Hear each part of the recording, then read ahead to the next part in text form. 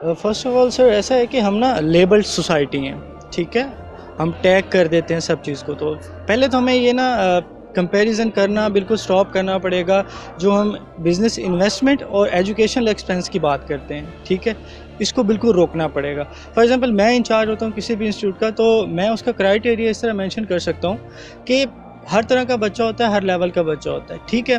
यहाँ पे कोई भी ऐसी बात नहीं करता कि 80% आपके सब सेशनल मार्क्स और ये मार्क्स हैं और 20% में मैं आपको वो मार्क्स दूंगा जब आप मेरे पास कोई आइडिया लेके आओगे। आइडिया जनरेशन की कोई बात ही नहीं करता। सिर्फ बात होती है प्रैक्टिकल सेशन होते हैं, नो डाउट स्किल इंप्रूवमेंट हो रही है।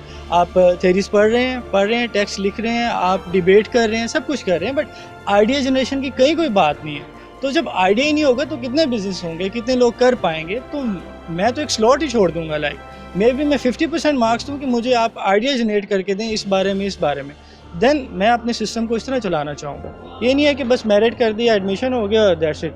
ये मैं नहीं चाहूँगा बिल्कुल।